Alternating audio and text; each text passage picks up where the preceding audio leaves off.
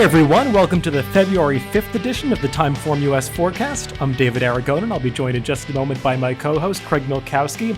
This week on the podcast, we've got a couple of Derby preps to talk about, one at Tampa Bay Downs, one at Aqueduct, both offering 10 qualifying points towards the winner of that race. The Tampa Bay race is the Sam F. Davis, and we'll talk about actually 4 stakes races on that card. They've got a pretty interesting series, including some turf stakes for older horses and the Suncoast for the 3-year-old fillies. At Aqueduct, it is the Wither Stakes going 1 1/8 around that New York Oval. Then we'll head out west to Santa Anita, where we'll talk about the 1 mile on the turf Thunder Road Stakes. And we'll finish things up at Oaklawn with the 6 furlong King Cotton, a prep for their local Count Fleet. So, Craig, let's start things off at Tampa Bay Downs. We got a lot to get through on this podcast. I'm excited to talk about both of these Derby preps, but the entire series of stakes races at Tampa is pretty interesting.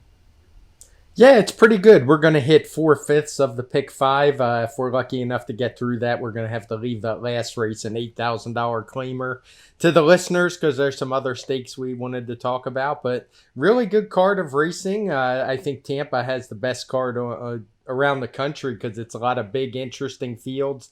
I'm not sure these Derby preps we're actually going to see many Derby runners, but I do think they're good betting races. Let's start things off with the first leg of that pick 5 sequence, the Tampa Bay Stakes Grade 3 event going 1 1/16 on the turf for the older runners. And looks like we have a pretty wide open field here. I'm not sure how the public is ultimately going to approach this race. We've got a couple Chad Brown runners in the mix, including Gray's Creek, who's won a few in a row. He's drawn all the way in the outside post, though. The slight favorite on the morning line is the number 10 Fancy Liquor. He's coming off a defeat to subsequent Pegasus World Cup turf winner Colonel Liam in the Tropical Park Derby last time. I'm not sure that the public's necessarily going to go there. I think there are many directions that you can start with in this race. Yeah, I would agree with that. It's a big field of 12, and what's kind of surprising when we see that, especially on turf, is it's not a race flagged on the pace projector. It's a race likely to have a fast pace, but I do think there's plenty of speed in here, that the pace should be at least fair at the worst. Horses like Proven Strategies and Get Smokin' definitely prefer to be up front, especially Proven Strategies. So I'm not really going to factor that in, thinking that anybody's going to have an advantage by being up front. It's an interesting mix for me because we get newly turned 4-year-olds like Fancy Liquor and Get Smokin', who are basically trying older horses for the first time, at least in stakes company. And I generally prefer older horses in these spots, and I am going to stick to that here. I'll start with a horse I really wanted to make a case for, and that's Admission Office, because he's the kind of horse I generally like in these races. He's a classy horse who has tons of back figures that will win this race pretty easily.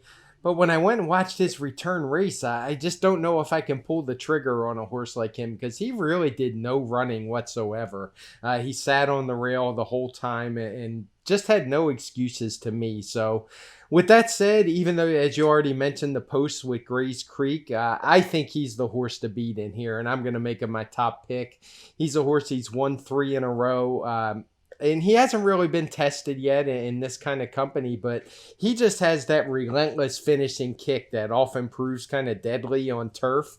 And I think because of that, I don't think the post is going to hurt him too much. We know he's going to drop back and make that one run. So he'd be my top pick in here. One other horse that I'm not going to write off just yet is another of those 4-year-olds, and that's Sol Volante. He's a horse we've talked about many times last year. He kind of wound up on the Derby trail and trying dirt, but I've always thought he would be better on turf. He's going to be a big price this day. He did come back from that layoff on turf last time, but he ran into Colonel Liam.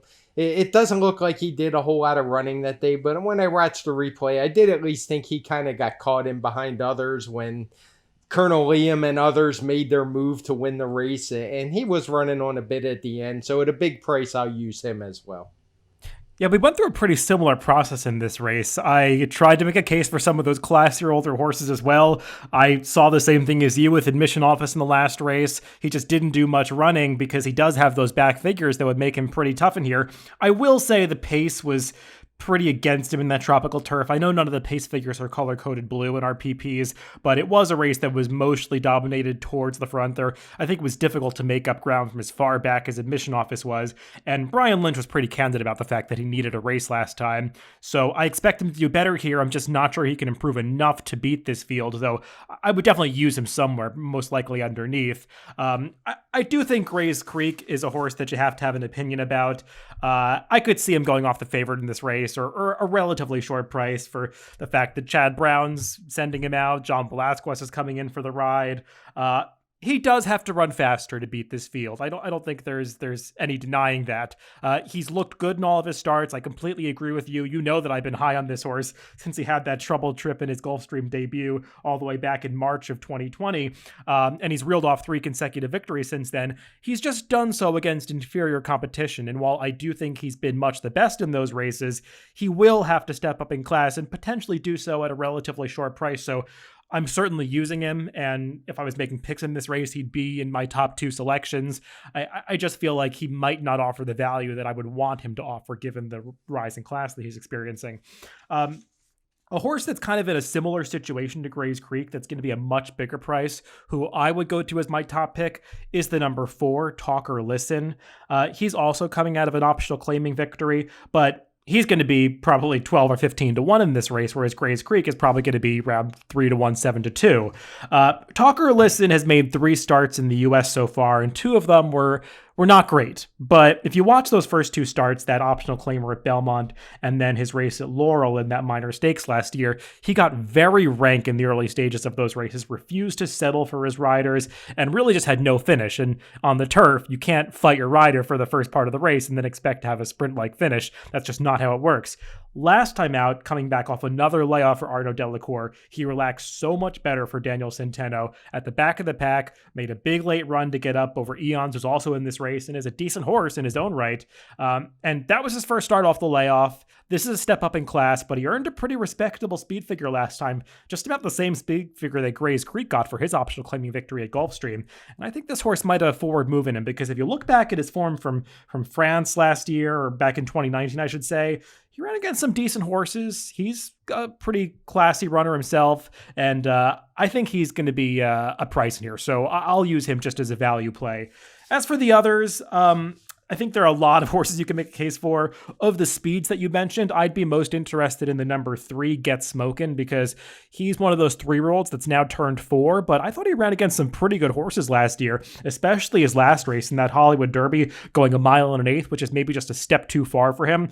He led almost the entire way and just barely got passed by Domestic Spending, Smooth Like Straight, and Gouffo, all the horses that would be the favorite in this race. And he's coming back, working up a storm at Palm Meadows. He's got that 56-3 work, 2 back. I mean, he seems like he's ready to fire off the short layoff here. So I'll use him. I just am a little worried he's going to have a tough rival to deal with on the front end at proven strategies. Yeah, and he's a big part of the reason. If I had to guess, this is one of those times I don't really agree with the pace projector. I guess it's a fact that there's only 2 horses that are really speed horses, but I wouldn't be surprised if these 2 are both out there winging it pretty early and actually do set it up for closers, because they both run very fast in the past. They have that quick work from Get Smokin', so I think they both look ready to roll. Moving on to the Suncoast Stakes, going 1.40 miles for the 3-year-old fillies. I do believe this race offers some qualifying points towards the Kentucky Oaks, even though it's just a listed stakes race. Not the strongest field in the world from a quality standpoint, but it does seem like a pretty wide open group. We've got a couple of horses coming out of the Cash Run Stakes at Gulfstream, the top 2 finishers in there, Gulf Coast and Honorifique, and they both figure to take money in here, assuming both start, because Gulf Coast is also entered on Sunday at Aqueduct in the Ruthless Stakes, so I haven't seen reporting on where she's going to start yet, but if she does run here, I guess she's the horse to beat. I guess, but it's just say it is a wide open race. It's a big field of 10. Interesting to me that there's a fast pace label on the pace projector, but it doesn't look like a particularly contested pace as we show a horse clear on the lead.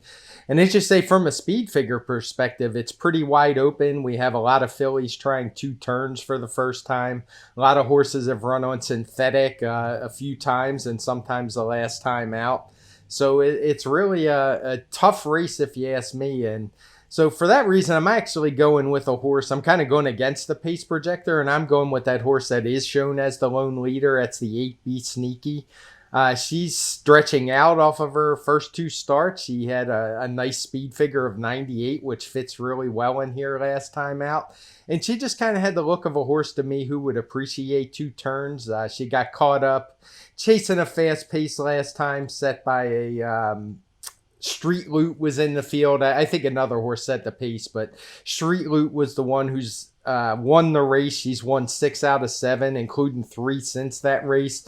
So I think it's probably a stronger than looked race, and I just think she's one that could get away up front against a field that I don't see a whole lot of horses screaming out for distance and that are just looking to be sitting on a huge race. So at that 12-1 morning line, she's one I'm going to be using prominently. Yeah, I think there are many ways to go in this race. I'm not married to the horses that are coming out of that cash run at Gulfstream. Gulf Coast, if she does run here, I suppose she's a deserving favorite, though I haven't been thrilled with any of her races. I don't think that she has a big advantage over the local horses that have been competing in races like the Sandpiper and the Gasparilla at Tampa. I'm just a little concerned about all of these horses going longer distances. I guess the one that I'm most convinced is going to handle it is the number 5, Honorifique. I guess it's natural to gravitate towards a horse that was finishing well in her one-turn races, and that's been the case with her. She tried the 2 turns once before at Keeneland last year, but that was stretching out from 6 furlongs, just her 3rd career start. She got a little tired at the end that day. I feel like she'll be better equipped to handle it now. Feels like there is supposed to be pace in this race. I hear you go into the speed of the speeds, but I do feel like this is a race with all the stretch out sprinters that is going to be moving. They're going to be moving up front. So I'm going to land on Honorifique. Don't have a strong feeling for her. She just seemed like the most reliable option to me. The other horse that I would focus on is the number 4, Curlin's Catch, coming out of the maiden victory at Gulfstream for Mark Casse. She looked pretty good that day, and Tabor Hall, who was second, she came back and won next time out, beating the highly regarded Caramel Swirl. So I feel like that's a pretty live race, and she's one who's bred to go longer distances. I feel pretty confident that she's going to handle this and even longer in the future. So I would gravitate mostly towards those two and veer away from the horses that need to prove they can go longer distances out of sprint races. But I will say this is just not a race that I have a strong feeling for. Yeah, we're kind of in the same boat. I will note that that maiden race you referred to that Tabor Hall won, or the Curlin's Catch, the 4th place finisher, also came back to win. Granted, she dropped down to a 50,000 maiden claimer yesterday, but she did win it by 10.5 lengths. So that is looking to be a pretty strong race and maybe better than what the speed figure shows. Moving on to the Grade 3 Endeavor, going 1 mile and a 16th on the turf for the fillies and mares. And we've got some strong connections in this race. A runner from the Chad Brown stable with John Velasquez riding, who's the morning line favorite. We've also got a recent winner from the Bill Mott barn. Some horses that are moving up in class. Not really the toughest Grade 3 event that we've ever seen, so I think it's worth entertaining some of these horses that are moving up. But you do have to sort out these horses that are coming into this race from different directions. Yeah, this is one that only drew, there's 8 entered, but one's a main track only, so it looks like a field of 7 if it stays on turf.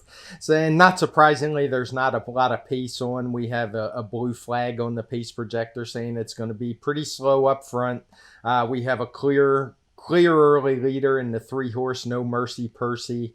And I guess I'll start with that one. I don't particularly love that horse in here, but she's certainly one I will use if I play the pick 5 because, you know, it looks like a race that could be stolen. But that said, I don't love her, but I do think the pace is going to hurt a few others in here, namely Kelsey's Cross, again, who keeps seeming to run in the fields like this with no speed and just against her running style, and maybe even the morning line favorite Counterparty Risk. So I'm going to look a little different direction, and that's to the inside with Logic and Reason. She just looks like a filly to me who almost has to get a perfect trip. She should be sitting just right off of No Mercy Percy. She's got speed figures to win. She is a little versatile. She's won on the lead if by somehow she falls into that lead, but she's also won off of it a little bit like last time. So she would be my top pick in here. I don't necessarily think she's the best horse. That would probably be the favorite. But I just am really leery that there's not going to be much pace on, and I'm going with the horse I think is going to trip out. Yeah, in races like this, where there's a lone leader that I just don't think is good enough to win, I don't put too much stock in the pace, because what usually happens is if that horse, the number 3, No Mercy Percy, if she comes back to the field and just isn't really a factor, as I expect to be the case, then the race could fall apart, even though the pace is relatively slow. So I'm just not putting too much stock in the pace projector here. I know that this filly, or this mare, I should say, No Mercy Percy, looks good on the TimeformUS data, but I'm very skeptical. She just doesn't look like she classes up with this field, at least from my perspective. So I'm looking elsewhere here. I'm not against the favorites. The number 5, Counterparty Risk. She ran very well in that Lady of Shamrock out at Santa Anita last time. If you watch that race, it was wired on the front end. She really had no business to get as close as she did at the wire, given the way the race was run. You could see that based in her TimeformUS pace figure line, as she was improving at every call, and she just missed at the end of that race. Joel Rosario gave her a great ride, but just the way that race played out, she kind of just ran out of ground at the end. A mile and a 16th, probably a better distance for her, and she's been improving for Chad Brown. And the fact that he started her in a stakes race and just her 3rd career start off a maiden win, that speaks to the fact that she has some quality, because that's not a typical move for this barn. So I think she's going to be pretty dangerous in here. The number 6, New York Girl, I think also makes plenty of sense for Bill Mott. She was facing slightly weaker last time at Gulfstream Park when she won that allowance race, but she was much the best that day. Junior Alvarado had just a ton of horse underneath him all the way around the racetrack, and once he got her out into the clear in the stretch, she shut the door on that field pretty quickly, and she has real quality from Europe last year. She was actually a pretty close 4th in the Irish 1000 Guineas going back to last June. She competed in some other Group 1 events throughout the rest of the last season, and the fact that she was coming off a long layoff last time, I think that suggests that she's got to move forward in her. So I would mostly use the 5 and the 6 here, Counterparty Risk and New York Girl. I would definitely be against the number 2, Logic and Reason. I just do not think she's good enough. I do not like the race she's coming out of the Tampa Bay Downs. She was not the favorite in that spot, but that's because there was a Chad Brown horse in there who was coming off a layoff, new and improved, who looked like the class of that field. And something went amiss with her, and she barely finished the race. And once you took new and improved out, that was just a pretty weak race. And Logic and Reason has just never run a speed figure that I can see that really puts her in the mix here. And I think others have more upside. So we kind of differ on this one. I don't like Logic and Reason. I'm not putting much stock in the pace projector. And I just think that Counterparty Risk and New York Girl are probably the best horses. The only thing I want to add is you mentioned about No Mercy Percy, and I totally agree. Her speed figures actually look okay in this spot, but she just doesn't look like a horse that wants to finish a race this far to me, and that's really important on turf. And just for the listeners out there, that's something I look to, especially on grass, just because you have speed figures that match up. I want to see some ability to finish, and this is a horse whose most success has been at shorter distances. She's only won a couple races in her career. I think they were all sprints, so not the kind of horse, even when the pace projector points to, that I'm very interested in. Before we move on, I just want to mention one other horse that I couldn't quite make, but I really considered, and that's the number 8, Iron of Reality. She did win handicap at Tampa 2 back. Has to improve on that race, but just as a trip handicapper, I have to note that she actually ran very well last time against Always Shopping. She made a wide, premature move starting at about the half-mile pole last time, all the way around the far turn to get up to contest the lead at the top of the stretch before flattening out. It's just not the timing that you want for a move on the turf, but overall, looking through her form, I'm not sure that she's quite good enough to win this race if anybody else steps forward, and it feels like others have more upside in this race. Yeah, I think that's going to prove to be a strong race. Always Shopping has gotten in really good form as of late, and it was only, 2 weeks ago, I think, that race, so they're running her right back, trying to strike while they think she's in form. Let's get to these couple of Derby preps. We're going to finish things up at Tampa Bay Downs with this Sam F. Davis Grade 3 event going a mile and a 16th, offering 10 Derby qualifying points to the winner of this race. And it's a large field, oversubscribed, 13 entered, 12 will run, assuming that they all make it to the starting gate. The way the morning line has been entered is a little curious to me. Smiley Sabatka was made the 3-1 favorite, though I would have to imagine that the number 3 Known Agenda, who's listed as the 6-1 fourth choice on the line, is going to be a favorite in this race, and I don't think it's going to be that close. I feel like he's the clear-cut favorite. Yeah, and I think he's the horse to beat for sure. In no world do I think he would ever be 6 to 1. I think you'll be lucky to get half that one, but half of that price.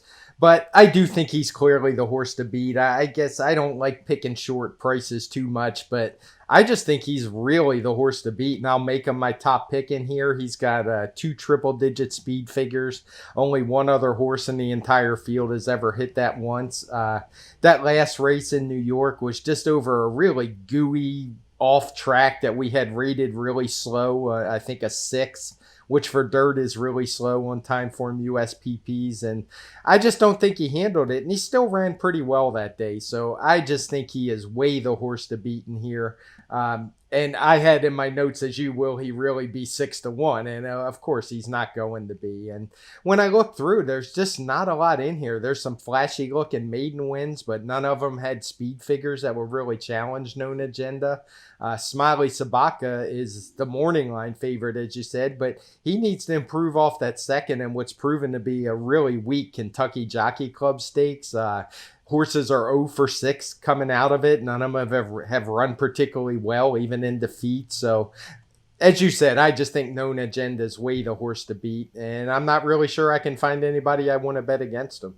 Yeah, I mean, I think what you said is even optimistic. Half of the price. I mean, I think this horse is going to be under 2 to 1. And I think he should be, just looking through this field. It's a large, competitive field, but to me, his form just kind of stands out. I mean, he doesn't even have to improve that much on the last 2 Timeform US speed figures that he earned at the end of his 2-year-old season. That 103 and 104, they kind of stick out in this field because few have even broken into triple-digit speed figures on the Timeform US scale. And also, Known Agenda's just kept great company. I mean, his first start, he lost to Highly Motivated, who came back and won that fast stakes race at Keeneland, and he got a wide trip that day, and that was only going 6.5 furlongs. He clearly wants more ground than that. In his second start, he actually defeated Greatest Honor, who has rocketed up everybody's Kentucky Derby top 10 list now after that impressive win in the Holy Bull last weekend. And he did lose the Remsen, but that was, in addition to being a sloppy track, that was a day where I don't think you really wanted to be right down on the rail, and he was inside for a good portion of that race and just seemed to be kind of sulking down there. He didn't really want to do any running down on the rail path, and once they got off the inside, he was finishing a little bit at the end of that race, but that wasn't until the stretch. So I think his performance in the Remsen is actually better than it seems, and to me, he just makes way too much sense in this race. And to just kind of pile on the praise, I mean, Todd Pletcher's also always dangerous when he goes to the Tampa Bay Downs. If you look up the stats in Formulator, with 3-year-olds in dirt routes at Tampa, Pletcher is winning at almost 50% with an ROI above 240 in a 35-horse sample. So this horse just looks like the right horse in this race. If I'm looking elsewhere, I'm totally with you. I'm kind of against Smiley Sabatka. We haven't seen horses do much running out of that Kentucky Jockey Club. I didn't think much of that race going in, so I feel like he has to prove that he really classes up with this field. I suppose a horse like the number 8 Nova Rags still has some improvement in him. He's been a little green in his races, especially last time out when he won that Pasco. He was kind of pricking his ears through the stretch, didn't look like he was totally focused on his business. But he's another one that's going to have to get faster to beat a horse like Known Agenda. He's bred to stretch out, but I just want to see it from him. The pace of this race could get a little hot because you've got some sprinters stretching out, including the number 9 Candyman Rocket, who had a pretty impressive maiden victory at Gulfstream last time. He does have some stamina pedigree on the dam side. He just didn't necessarily look to me like a horse that was crying out for more ground. He's a son of Candy Ride, so he's got the versatility, I suppose, from a pedigree standpoint to handle this. I just wasn't sure that I wanted him going all the way from 6 furlongs out to a mile and a 16th here. To me, the most interesting horse to use underneath is the number 6 Runway Magic. I know he's a son of Run Happy, and there's a little sprint pedigree on the dam side, but just from a visual standpoint, he looks to me like a horse that wants more ground. Going back to watch his 7-furlong maiden victory at Churchill Downs last year in November, he just finished up that race really strongly. The runner-up Out of Sight came back to win a faster race at Oaklawn Park next time, and I just don't think he wanted to get turned back to 6 furlongs last time when they tried the Limehouse Stakes at Gulfstream. He was just always outrun that day. I think he's going to appreciate the mile and the 16th much more than the distance last time. So at a price, I'll use him underneath. Yeah, he was a horse I had tabbed second in here. I didn't quite get around to it, but for all the reasons you mentioned, even though he's a run happy, he doesn't look like a horse that wanted any parts of 6 furlongs to me. He had run his first 3 starts all longer, so the second turns could be interesting, and maybe he can hit the board at a price. Sticking with that Derby prep theme and moving over to Aqueduct for the Withers. Same number of qualifying points to the winner of this race, though they have to handle a demanding 1.125 distance around this Aqueduct oval. Capo Cane was the winner of the Jerome, going the 1-turn mile at the beginning of January. He got everything his own way that day, though, setting a pretty slow pace from the inside. Wasn't the strongest field. He certainly looked good winning that race off by over 6 lengths, but seems like he's going to get a much sterner pace and class test this time. Yeah, he's UHEM's second choice on the morning line. I want no parts of that one. He ran over what I considered a speed favoring track that day, no competition. And that's the kind of day where when you at least get those kind of circumstances, you want to see a big speed figure. But he didn't deliver, so I don't even really consider him much of a contender in here. I guess you got to start with Risk Taking, the morning line favorite. He comes in with a pretty fast last race. He's already won at the 9 furlong distance. It's Chad Brown. So, I mean, it'd be hard to dismiss him. I think he's got a big shot in here. Others in here, you could say Donegal Bay is basically the same as Capo Cane, where he basically was on a speed favoring track last time. But at least his races come back pretty strong speed figure-wise. Every horse from that field has run a faster number last time. So maybe you could upgrade him a little bit. But all that said, and again, like I said, Risk Taking is clearly the horse to beat. From a betting perspective, I landed on Royal Number, the 2 horse who's shipping in from Laurel. No big surprise since I gave him a big speed figure that day. He got a 108, which is the best in the field. And I just think he's the real deal. I think this horse is a runner. I think he's always wanted 2 turns. 2 back in a 1-turn mile. There wasn't a lot of pace on. He got caught wide, but his 2-turn races have been good. He seems to be moving in the right direction. I do think there'll be some pace in here to set up his run, and at the price I'm willing to take a shot that he can beat Risk Taking. Yeah, we have similar thoughts about Capo Cane, although I'd be a little more positive about him than you. I totally agree that he had everything his own way last time, and we're on the same page about that being a speed favoring track on January 1st. I think if you look through that card, it's hard to argue against that. All of that said, he still earned a respectable speed figure. I mean, at least as far as this field is concerned. And while he did it under ideal circumstances, he does strike me as a horse that's not going to have any problems with distance. I mean, he's by Street Sense, and if you look through his dam side pedigree, there's actually a ton of stamina in there. His second dam was a marathon turfer who won going 1.5 miles. His dam's a half to a horse that won going as far as 1 mile and 7/8. That crazy race that they run at Turf Paradise, I think. I forgot the name of it now. But there is real stamina pedigree on the bottom side for Capo Cane. It's just the pace situation that's a little concerning, because you have that horse Donegal Bay, who you mentioned, who won in a similar circumstance to Capo Cane at Gulfstream, another speed favoring track. And you also have the number 4, Mr. Doda, who's stretching out from a 5.5 furlong sprint. Seems like he's got to be in this race to show speed. I don't know why he'd be in here if they weren't going to go to the front. So Capo Cane might have to stalk and change up his running style a little bit.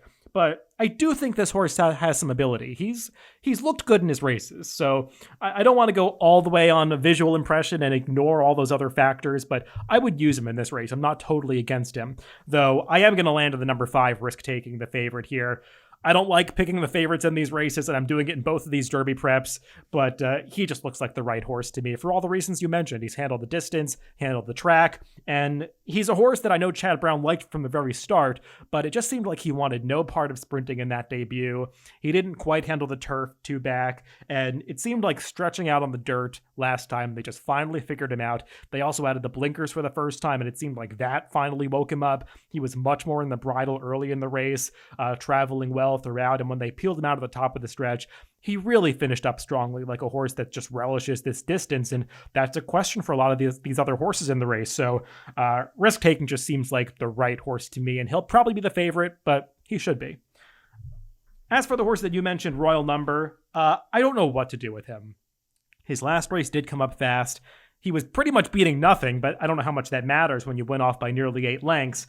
It's just that last race was kind of out of step with his prior form. I know that he got a big speed figure on the TimeformUS scale, 3 back, or at least large compared to this field when he was third in that optional claiming race.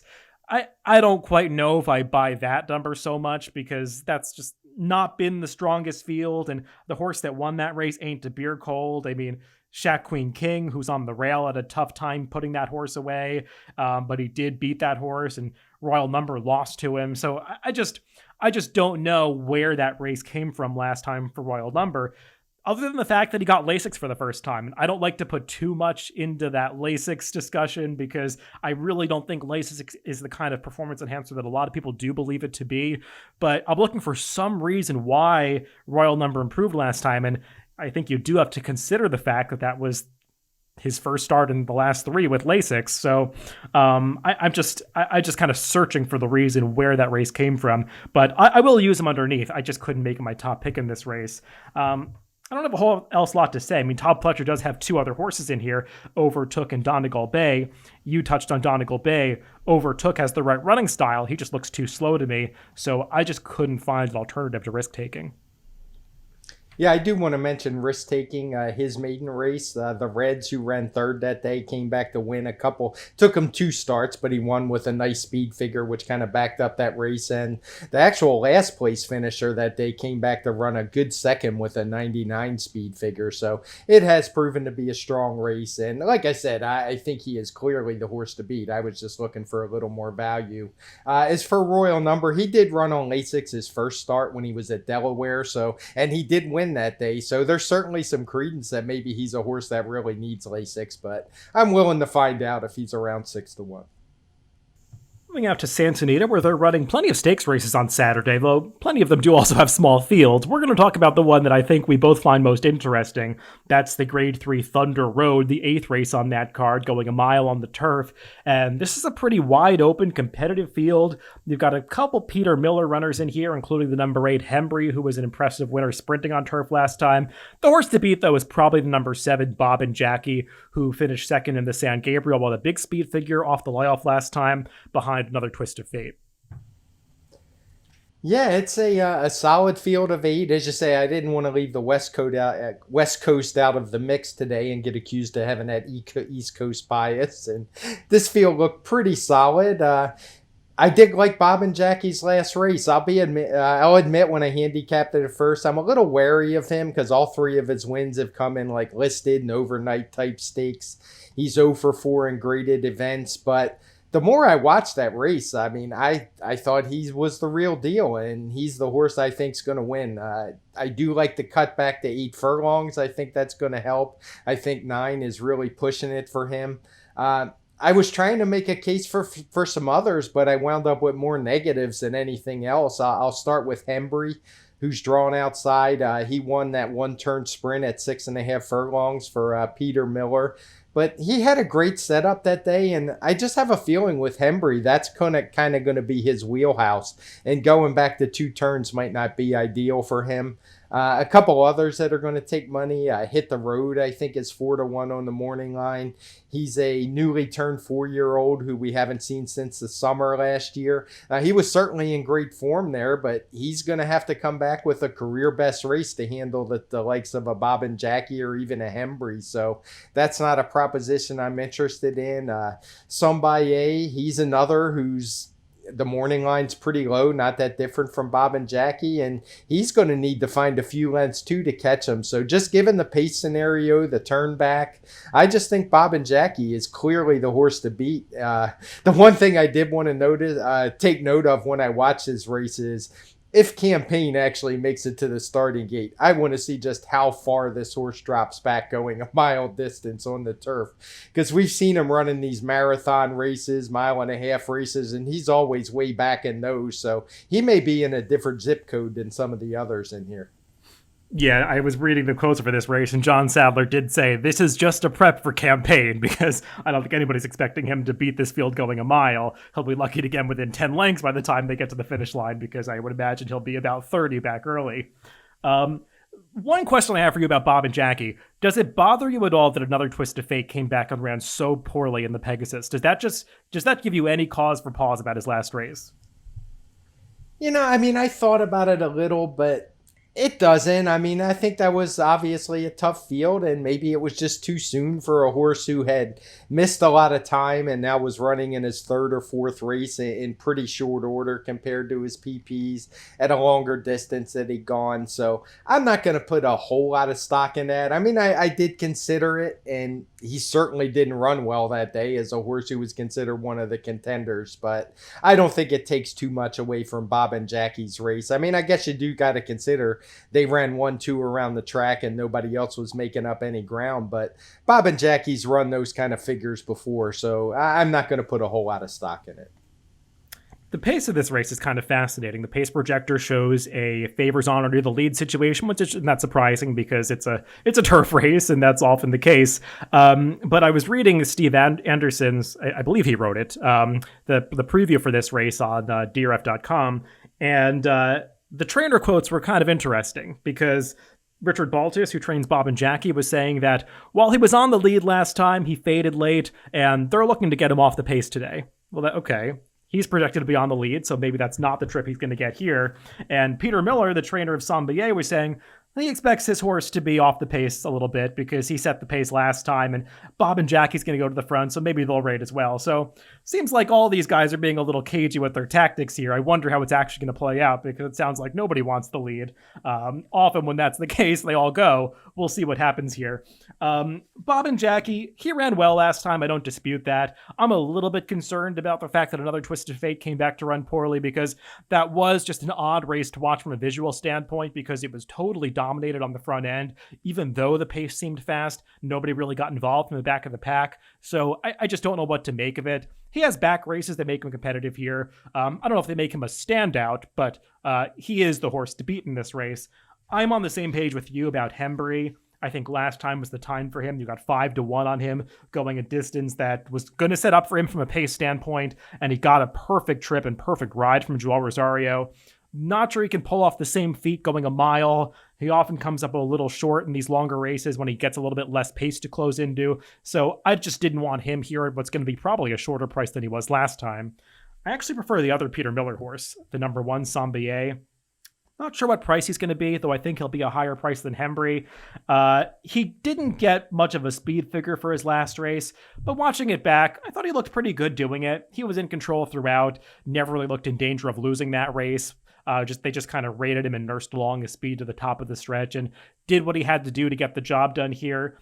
I know you say he looks a little light from a speed figure standpoint, but if you go a little further back in his PPs, he actually runs some competitive speed figures when he was previously in Todd Pletcher's barn, including that 119 that he got when he was second in the Appleton back in early 2020. That was the best performance of his career because that was a pretty strong pace that day. He made an early move into it, held on late over missed late to his stablemate Social Paranoia, who got the right trip coming from the back of the pack that day. So I feel like Sambier is a horse that at one time was a 3-year-old that was on the brink of being very competitive in these graded stakes. As a 4-year-old, things obviously went awry last year. He missed most of the season, but now he's in Peter Miller's barn and he's got that prep under his belt. And I think he's liable to take a step forward here. And if the pace is not that quick, and he gets that good situation stalking in the pocket or potentially even on the lead with Bob and Jackie stalking him, I think he's going to be tough to run down on here. So I would make Sambier my top pick. And I'd also use the number 2, Hit the Road. He is one that definitely is light on speed figures, but he earned those figures back in the summer of his 3-year-old season, and going back and watching those races, he was visually impressive. He's going to be facing tougher company here, but he's one that has shown potential at different points, and I think he's got a step forward in him. I just don't necessarily want him at 4-1 if the morning line is correct here, and I'd rather take Sambier at a short price.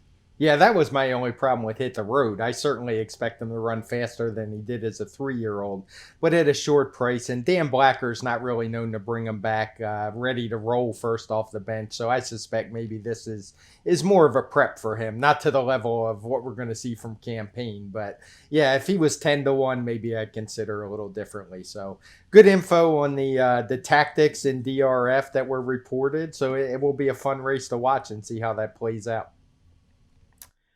One more race to discuss, going down south to Oaklawn Park. The King Cotton Stakes going 6 furlongs for older horses. And Craig, I know this is one that you wanted to discuss, so I'll just let you take it away. Yeah, I found there was a horse in here that I really found interesting. It's obviously a tough field of 6. We got a lot of good sprinters in here. The pace projector doesn't see a ton of speed and shows Strike Power on a lone early lead. He's now in the Steve Asmussen barn, a barn that he ran very well for first time out, though he wasn't able to win. He certainly showed he's still got pretty good form. So I've got no knocks on that one at all. But the horse that I was really drawn to is the other Steve Asmussen, Boldor. He was a horse who our PP show that he was announced as a first-time gelding on, I think it was January 5th, after running on January 4th. So it's pretty clear he was a first-time gelding for that start. And what really interested me was it was a pretty salty stakes race at Delta Downs. It was at the distance of 5 furlongs because that's how all their shortest one-turn races are 5 furlongs. I mean, they don't run anything longer at one turn. And when you watch the race, he's a horse, he didn't particularly break very well. And then he just exploded late. I mean, he ran by some pretty good horses. He got a 1:15 TimeformUS speed figure. But as a guy who's made a lot of speed figures for Delta, I know how tough it is to win from the back of the pack at 5 furlongs. So I actually went and ran a query in the database, and I have well over 3,000 5 furlong races at Delta. And the number of times horses win from last place at the first call there is right about 1%. So I think it was 35 times out of 3,300 races. So this was a horse that it looks like gelding was the right thing to do, and I don't particularly love anybody else in here. So I think at 6, he might even have a little more in the tank, and he's a horse I'm interested in betting, particularly when I see a horse like Flagstaff as the 8-5 morning line favorite. He's a horse who you probably remember on the forecast. I think you as well. We're almost always against because he always gets bet. He always runs okay, but he doesn't close the deal very often. So he's had good trips the last couple times out, but Boldor was just really a horse who caught my eye when I was making speed figures and watching replays, and I've been waiting for him to come back. So curious to hear what you think about it. It does go against what the pace projector says, but I was just that impressed by him that I'm going to blindly take a play on him. That's good information about the races from Delta Downs, because I know I don't follow it that closely. And as a speed figure maker, I know that you have to be pretty aware of it. So I think that's really an astute observation about him. I have to admit, that's not where I was expecting you to go in here. But you do make some good points about him. He's got some speed figures that put him in the mix. And this is a race from at least a speed figure standpoint. The whole field looks very evenly matched because, as you said, Flagstaff, while he runs plenty of speed figures that might be good enough to win this race, it's not like he's got some big advantage as the favorite, and he's often a short price. So I think he's a good one to take a shot against. And personally, like you, I mean, you didn't touch on him that much, but the number 1 Strike Power, who's going to be on the lead here, at least according to the pace projector, and he's the other Steve Asmussen horse.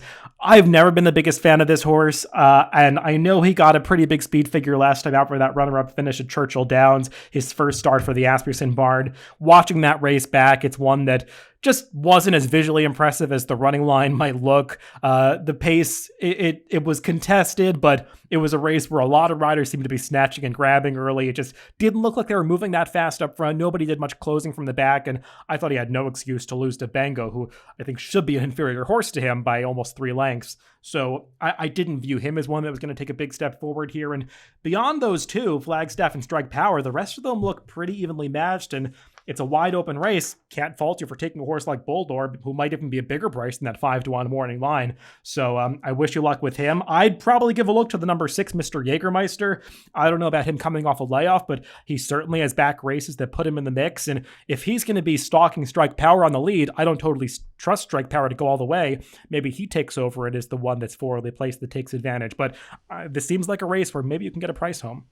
Yeah, I'm a fan of Mr. Jägermeister. He's that Minnesota bred who's won a bunch of races. But to me, he tailed off a bit last year. His speed figures dropped. He was even losing the Minnesota bred races, which he normally had to field over a barrel. Oftentimes would go off really, really short prices in those. So, you know, good luck with him. I'm a fan. If he wins, great. But Just not the biggest fan of his. Mucho comes in. He's a horse who has run some pretty nice races, but he won last time at Oaklawn, but he's light on the speed figures. So yeah, I'm going to stick with Boldar. It is funny you mentioned the Strike Power race. I was looking through the chart, and Sambaye was actually in that race, so kind of interesting to see. He's obviously on turf at Santa Anita, but he didn't do much running. I was surprised to see that he was in that contest, and it wasn't a very strong race when you look at the speed figures and the horses that have run back. It has come back pretty disappointing.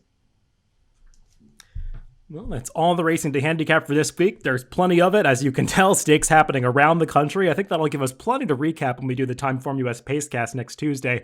Obviously, we'll have plenty of thoughts on these Derby preps, however they shake out, and the rest of the stakes racing from Tampa, Santa Anita, Oaklawn. We'll talk about all of it, even those that we didn't cover on this forecast, as well as some recent allowance and maiden winners that we always like to highlight. So everybody, thanks for listening this week. Remember, you can always catch us on DRF.com, Spotify, iTunes, YouTube, SoundCloud, wherever you get your podcast. Just make sure to subscribe to that Daily Racing Form channel.